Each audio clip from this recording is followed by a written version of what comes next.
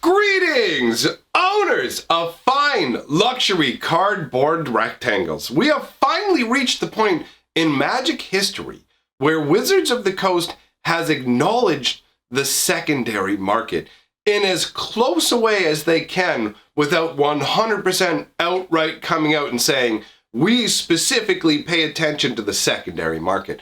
Now, we will never ever hear them say that for essentially legal reasons. Wizards of the Coast will never come out 100% and directly say, yes, we pay attention to the secondary market of cards. They will never admit that.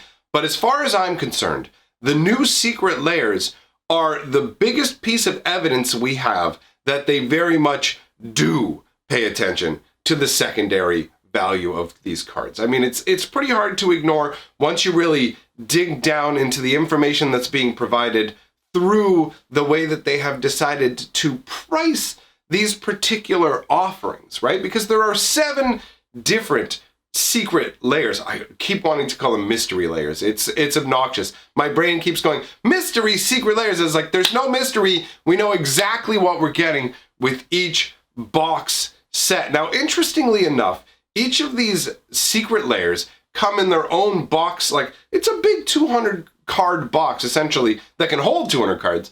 They only hold they only send, I should say, anywhere from 3 to 7 cards along with this, right? So this is a series of 7 different drop boxes, if you haven't already seen them, because news does take a while to trickle around. Sometimes I do see people coming to live stream and going, wait, what's the secret layer stuff? So anyways, the secret layer are box sets where Wizards are essentially directly selling specific singles, and they range from 3 cards up to 7 cards, and they have different prices based on what seems like fairly arbitrary setups if you don't really drill down and look at these secondary prices of the cards, because the secondary prices, I believe, under it all are what are being used to guide their pricing decisions, right? It looks to me like they're trying to price these slightly under the current market with things like Bitter Blossom. For example, Bitter Blossom, you get 1 card and 5 cards. You get 1 playable card and 4 tokens. This is part of, I don't know if this is intentional in terms of just making it random amount of cards and including tokens with some and no tokens with others, and just like trying to make it random so it's not quite as obvious that they're doing this secondary market price influence, but it's very, very clear if you just use a couple of examples. I mean, we have 7 different variations. The majority of them are priced at $30, $29.99. And a couple of them are priced at $40, $39.99. I always round up. I don't fall for that psychological trick of, oh, it's only $30 or $39. It's like, it's $40. Who we kidding, right? Who we kidding? Anyways, that aside, I was taking a look over the secret layers because I was thinking about ranking them based on flavor and artwork. And if that's something you're interested in, let me know in the comments and I can work on making a video that way. But it really became very apparent to me that they are trying to pitch their cards based on secondary market prices. So what I did was I picked 2 examples that I felt would best illustrate it, where we have the exact same amount of cards in a box set, but the price is different. It's a lot harder to compare something like the 3 cards and 7 cards, where you have 5 cards and 2 tokens, and that's $40, but then you've got 3 cards for $30. Your brain goes, okay, well, obviously for $40 with the Cat box set, I'm getting 5 different cards plus the 2 tokens. That's why I'm paying more, right? They had to pay more for the artists, right? Like, if you have to have 7 pieces of artwork done, then obviously that costs more money than if you have to have 3 pieces of artwork done, right? But then you look at it and you go, okay, wait a minute though, if it's based on the artwork, then why is the Bitter Blossom box set that has 5 cards, why is that, like, they have to pay for the art for all of that, right? Why are those pieces, why is that box set $30? Why is it not $40? Because you've got to pay for more artwork, when ones that have 3 or 4 cards should be $30. I mean, if you break it down that way, from the perspective of Wizards of the Coast, it costs the exact same to make a Magic card regardless of what it is, right?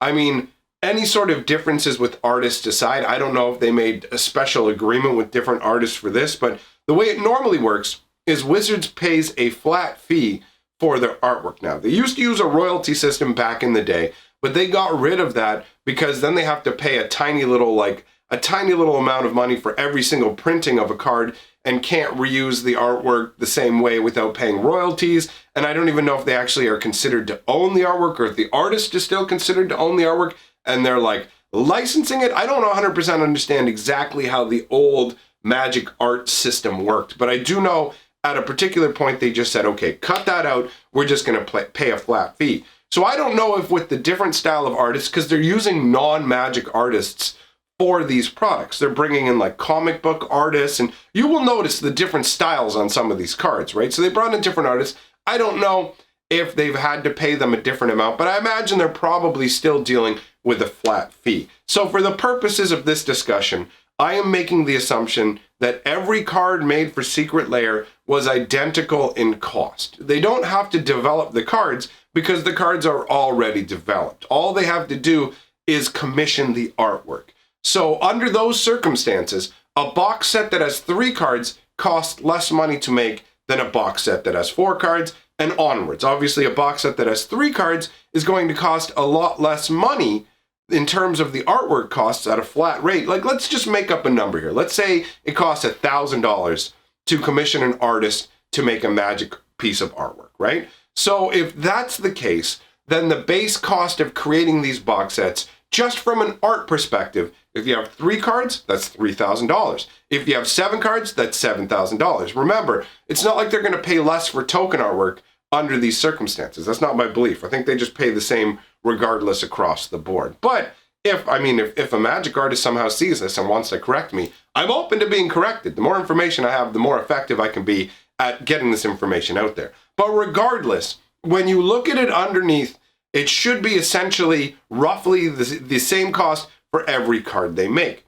So a 7-card box set costing $40 and a 3-card box set costing $40 doesn't make much sense. But it gets even more confusing when you look and see there's a 3-card box set with like the Life from the Loam and the Bloodghast, that one, right, with the Golgari Thug. It's got those 3 cards and it's $30. But then you look at the box set that has the Reaper King, the Sliver Overlord, and the Ur-Dragon, and that's $40.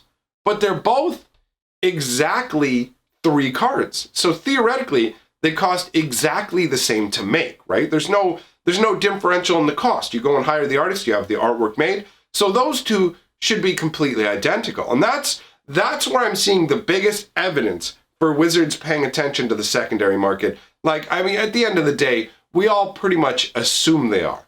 But at this point, it seems this is pretty good evidence for it. And the reason for that is when you compare the fact that you have the 3 Life from the Loam, the Golgari Thug, the Bloodghast, that's going to cost you $30. But these big legendary creatures, they're going to cost you $40. And the only difference between these cards, I mean, there's no difference in the cardstock. They're all printed on the same cardstock. They're all specially commissioned artwork for this series. They all come out with the same Secret Lair box. Like, in terms of being shipped, they're completely identical. There's no difference between the two, aside from the actual, like, wording on the cards and the artwork. But from a production standpoint, from a company that's making this, there's no difference in cost. But all of a sudden, this box set with the Sliver Overlord and other cards cost 33% more. It costs a third more, right? 30 to 40. That's a jump of 1/3 of the price. Now, why is that? Well, the only reason that I can come up with is looking at the secondary market value of these cards. The Sliver Overlord, the Reaper King, the Dragon, these have a higher value comparatively to the Bloodghast, the Life from the Loam, and the Golgari Thug. I mean, they're all desirable cards. They're not like zeros on the market where we're looking at cards that are only worth $1. But the Sliver Overlord all by itself is worth more than any card in the other box set, right? And the same goes for the Ur-Dragon and the Reaper King. So we've got a scenario where the only justifiable, like, logical reason that you can think of when you look at the difference between why are these 3 cards $30 and why are these 3 cards $40 when it costs you exactly the same to make it, it can't be a scarcity issue because they're printing these to order. So they can print as many as people order them. It's simply because the secondary market value on these cards is higher. So Wizards of the Coast is very much paying direct attention to the secondary market value of these cards when they're printing them. Now, there was no way to really point this out in an easy fashion before, because the reprints, the more expensive reprints, would show up in things like master sets, where that's a whole set. Who knows exactly why they're choosing what, why things are valued the way they are? How can you prove that they're going, okay, you know what, we're going to put this much value. We've been paying attention to the value of the cards in the secondary market, like, or any other kind of product that they'd offer before, like challenger decks, where you notice that, like, we're going to make you a competitive deck, but we're only going to put like one shock land in it, or that sort of thing, where you go, okay, I mean, I feel like you're paying attention to the secondary market and trying to keep the value of these decks low at a certain point, because you say you want to make competitive decks, but you're not putting in enough cards to make the decks competitive, really? And you need to buy multiple copies of the deck. But you could only sort of theorize. I mean, it's probably because of the secondary market. This, to me, feels like the most direct example, where it's literally just 3 cards that they're both choosing to reprint them. Just, we're going to reprint these 3 cards. We're going to reprint these 3 cards. We're going to allow you to order them. There's no limit, so it's not like the Sliver Overlord and these other cards. It's not like there are fewer of them. There's not going to be fewer printed, because it's a print to demand, which means however many orders they get, they're going to make that many copies of this box set.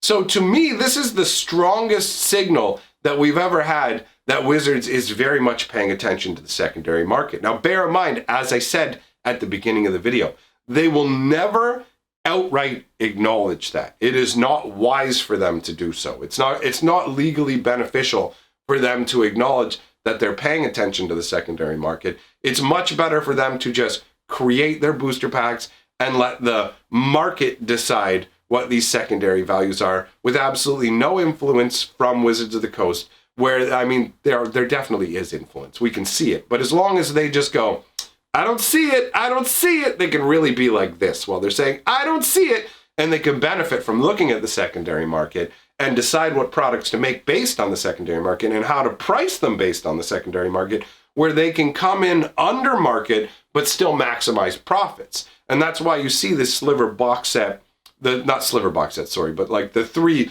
legendary box set going for a third more, because they know they can get more money. And in all honesty, it's in their best interest to find the point where they can somewhat undercut the secondary market, but not too much, because they don't want to plummet the value of these cards. It's in Wizards' best interest to keep a high secondary market value of the cards, because it allows for products like this to succeed quite well. If the cards in these box sets had a secondary market value of like $1 or $2 each, why would you pay Wizards $30 or $40 for these box sets? Why would you go ahead and do that? You wouldn't, right? So it's in their best interest to find that sweet spot. Now, for me, I don't actually have a problem with these products at all. I'm fine with these secret layers. It's cool. People want to get the cards. They have an opportunity to get these special variations. I think it needed to be talked about how they are very much directly paying attention to the secondary market, and this is the strongest piece of evidence that I've ever seen for that.